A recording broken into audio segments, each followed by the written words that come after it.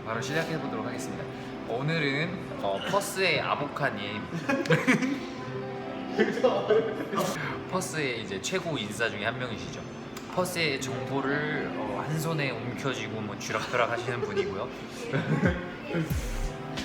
지금 퍼스에서 영주권을 목적으로 지내고 계신. 안녕하세요. 퍼스의 오버로로 지금 있는 30대 초반 사람입니다. 영어를 잘 한 상태에서 이제 외국을 나오면 좋겠으나, 근데 만약에 영어가 안 되더라도 그냥 A, B, C, D만 할 줄 알아도 LBC만 해도 해외 생활이. 그러니까 제 말은 자신감만 있어도 내가 가서 뭐 혹시 정복하겠다 뭐 이 정도의 자신감이 있어야겠죠? 네. 이 정도의 자신감만 있어도 네. 이제 가서 친구 사귀는 데는 문제가 없지 않나. 그래서 맞아요. 만약에 친구를 사귀거나 뭐 이성 친구, 네. 동성 친구 이렇게 사귀게 되면 네. 당연히 그 친구들이랑 교류하면서 아니면 뭐 같이 살면서 또 네. 배우는 게 또 많이 있으니까 보통 듣기 같은 경우는 그래서 열심히 하시면 6개월 안에 다 와. 하신다고 하더라고요. 6개월 정도. 듣기가 기본적인 거. 이제 와이프분이 외국 사람이시잖아요. 어떻게 만나신 거예요? 그렇죠, 이제. 네. 근데 저 같은 경우는 네. 뭐 그렇게 특별한 건 없고 일단은 저는 같이 살았었어요. 지금 현재 와이프랑. 네. 그래서 같이 살게 돼가지고 이제 거기서 이제 친해진 케이스고. 그 쉐어하우스에서 네, 같이 그쵸. 사셨던 거죠? 네, 그쵸. 그러니까 이제 제가 뭐 일부러 한국 쉐어하우스를 선택을 안 한 부분도 있지만 만약에 이제 외국인을 네. 빨리 사귀고 싶다. 네. 뭐 국적에 상관없이 그러면은 당연히 네. 쉐어하우스가 한국인보다는 네. 이제 외국인들이 있는 데로 가야 되는 게 맞겠죠? 그럼 쉐어하우스는 혹시 어떤 경로로 구하셨는지? 저는 이제 페이스북 통해서 페이스북으로요? 일주일에? 제일 많이 먹어요. 네. 그럼 시간 상관없이 시간 상관없이. 예. 제가 제일 많이 벌었던 거는 이제 농장에서 뛰었을 때인데 네. 그때가 이제 시급제가 아니라 능력제였어요. 능력지요. 일단. 네. 그리고 한 10시간에서 12시간 가까이 일을 했던 것 와. 같아요. 예. 그러니까 쉬는 시간 포함해서 네. 뭐 오랜 시간, 화장 시간 네. 포함해서 그렇게 했을 때 하루에 한 550에서 600불 벌었으니까 하루. 네. 일주일 하면은 한 거의 한 3,500 정도 벌었던 것 와, 같아요. 최대. 일주일에 3,500불이요? 일주일에 3,500불이면 한국 돈으로 얼마인가요? 8, 3, 24, 200, 300만 원 돈 좀 넘을 수도 있네요. 저희가 뭐 오버하는 게 아니고 저랑 같이 와. 벌었던 친구도 있고 네. 그 대신에 이제 일을 많이 해야 되고 빨리 해야 되고 네. 뭐 날씨도 좋아야 되고 뭐 여러 가지 그런 조건이 있겠지만 네. 나는 제일 많이 찍었던 거는 네. 3,000불 이상. 미쳤네요. 3,000불. 일단 그건 농장인 경우. 그럼 농장 같은 경우에는 어떻게 컨택을 하셨나요? 저는 일단은 그쪽 같은 경우는 이제 포차 사이트 통해서 네. 공고가 떠서 이제 구했는데 그거 아니면은 주로 이제 친구들이나 아니면 인터넷 통해서 이렇게 많이.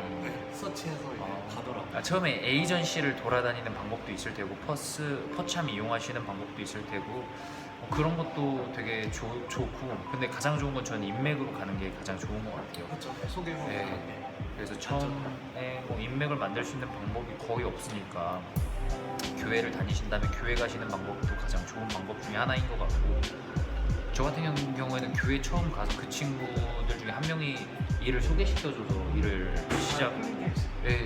시작했었거든요. 그래서 그러면서 거기서 일하면서 사실 뭐 친한 사람들 많이 생겨나고 거기서 뭐 같이 일하다가 뭐 서로 헤어지거든요. 그러면 또 그 사람들 다른 또 이제 다른 농장으로 데서, 가시고 그러다 서로 정보 교환하시고. 저는 네. 퍼스를 선택한 이유는 단 한 가지밖에 없었고요. 그 한 가지가 뭐냐면 제가 막 바다도 너무 좋아하고 막 시내 그런 거보다 좀 탁 트인 그런 거 네. 그런 거 너무 좋아해서 사실 호주 하면은 시드니, 뭐 멜번 이런 데가 더 유명하긴 하지만 네. 뭔가 좀 그런 데는 제 개인적으로는 너무 사람도 많고 아시아 사람도 많고 식상하다고 느껴서 네. 왜냐면은 사실 퍼스에 살면서 이제 글로 여행은 갔다 올 수 있지만 또 그런 데 있는데 퍼스를 선뜻 퍼스만 가기에는 또 네. 그런 게 있다고 저는 생각이 들어서 네. 그래서 그냥 퍼스에 와서 살자라고 해서 그냥 도전이었죠. 네. 거의 무모한 도전이었는데 무모한 도전이었죠. 근데 저는 지금 300% 만족합니다. 와, 300% 만족합니다. 또 있어요. 네. 또 하나 또 있는데 네. 제가 차를 너무 좋아하고 드라이빙을 너무 좋아하는데 네. 일단 동부보다는 퍼스가 훨씬 더 그런 아. 교통 체증이라든지 네. 하늘이 많이 없어서 그런 면에서 스트레스 받는 게 전혀 없어요. 아, 주차나 네. 뭐 그런 거. 운전하면서 스트레스를 받아본 적은 맞아요. 진짜 없는 것 같아요. 진짜 버스에서. 그럼 버스의 장단점, 단점으로는 혹시 뭐가 있을까요? 단점으로는 이제 뭐 많은 한국 분들이 느끼시겠지만 막 딱히 막 특별히 와 여기는 진짜 꼭 가야 된다 그런 맛집은 없는 것 같아 제 개인적으로. 내가 여기를 네. 진짜 퍼스 와서 꼭 가야겠다 이런 건 없는 것 같아요. 그러니까 여행자 입장에서 봤을 네네네. 때 여행자나 뭐 여기 네. 잠깐 임시 네. 오신 분들 입장에서 봤을 때 네. 그래서 조금 더 그러니까 한마디로 이게 뭐 다 아. 그런 거랑 관련이 있는 거죠. 이제 네. 번화가처럼 이렇게 형성이 좀 덜 돼 있다 해야 되나? 그러니까 그만큼 네. 수요가 많으면 공급도 네. 있을 텐데 네. 사실 사람도 없다 보니까 한인 레스토랑도 어딜 가나 아. 제가 생각하기엔 다 거기인 것 같아요.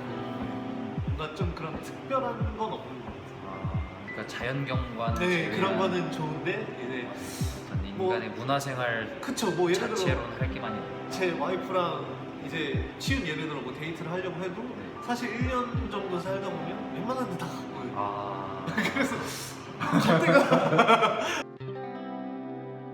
제가 호주에서는 사실 저녁에 그렇게 돌아다니지도 않고 그 다음에 뭐 오래 산 게 아니어서 네. 저는 막 그렇게 크게는 없는데 네. 제가 뉴질랜드에 좀 살았을 때 이제 느낀 게 뭐냐면 네. 거기도 아마 여기랑 비슷할 거예요. 네. 그렇게 크게 차이는 안 날 건데 예를 들어 제 친구가 제 친구랑 같이 걸어가고 있는데 지나가다가 어떤 사람이 날달걀을 와. 던져줬거든요. 네. 저희를 향해서 네.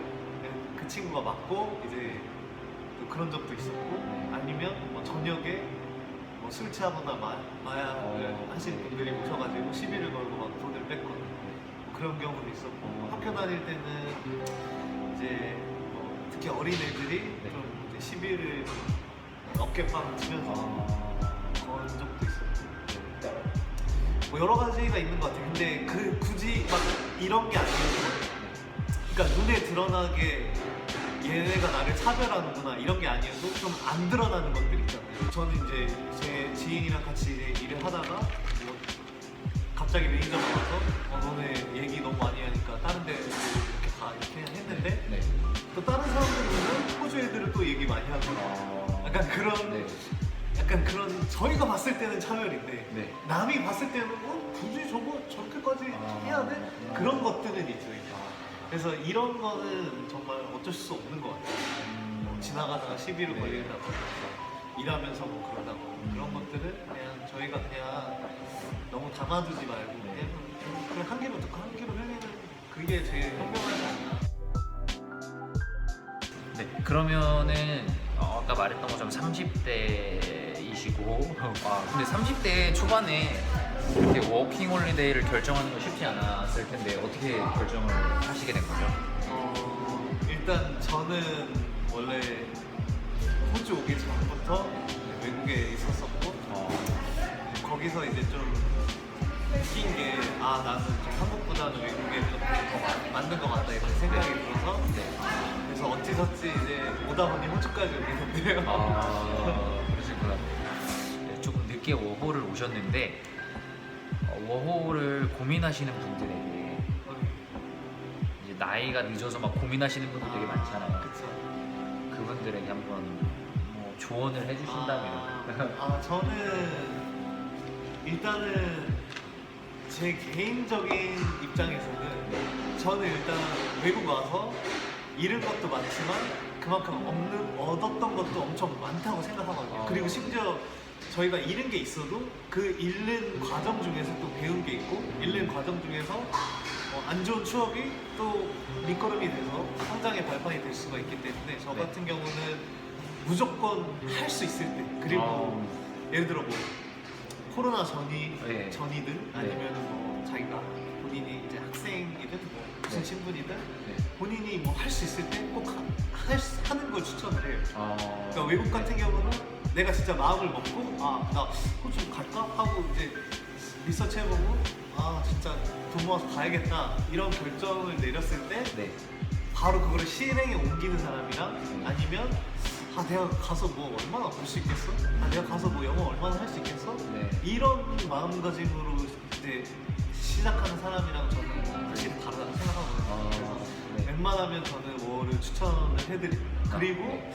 5월을 오더라도 네. 그냥 단순히 가면 뭐 알아서 잘 되겠지 뭐 나 영어 못하고 뭐 하지만 뭐 다들 사람 사는데 똑같으니까 알아서 잘 네. 되겠지 네. 하는 사람도 있고 아닌 사람은 이제 정확한 플랜을 세워서 뭐 나 예를 들어 6개월 공부 6개월 이렇게 해야겠다 네. 돈 모아야겠다 아니면 뭐 여행 뭐 호주 전역을 돌겠다 네. 뭐 그런 플랜이 있을 거 아니에요 네. 뭐 노는 거는 네. 뭐 공부는 네. 뭐 돈 목적이든 네.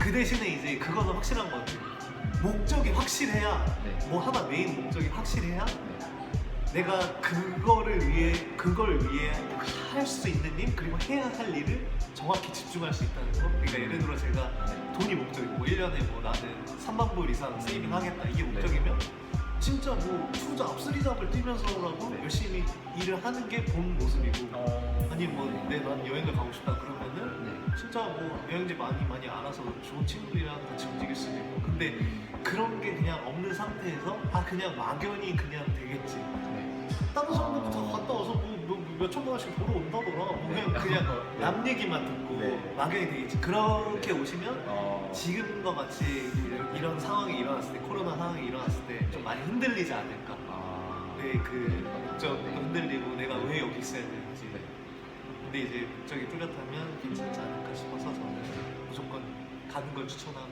오게 되더라도 네. 좀 정확한 좀 그런 뚜렷하게 목적을 가지고 오셨으면 좋겠어요. 흔들리지 말고. 네. 내가 힘들고 사실 외국 생활 힘드시잖아요. 그쵸. 아무래도. 근데 민정 씨는 이제 네. 운동을 열심히 하면서 이제 네. 극복을 하는 맞아요. 거고 극복하고 그게 좀 해소의 역할을 맞아요. 해주는 것 같아요. 스트레스도 네. 풀고 그런 분들 계시고 한데 이제 그런 게 없이 그냥 사실 맨날 일집 하면 사실 한국이랑 다를 바가 없어요. 그쵸. 진짜. 그쵸. 진짜. 그럼 여기 있는 게 의미가 없죠. 근데 뭐 예를 들어 공부가 목적이어서 일집 하더라도 뭐 주말에 내가 무조건 외국인이랑 뭐 얼마나 시간을 투자하겠다 뭐 그런 게 있으면 훨씬 더 한국보다 더 편하게 수월하게 이렇게 할 수 있고 하니까 맞아요. 저는 무조건 추천합니다. 추천입니다. 네. 추천. 네.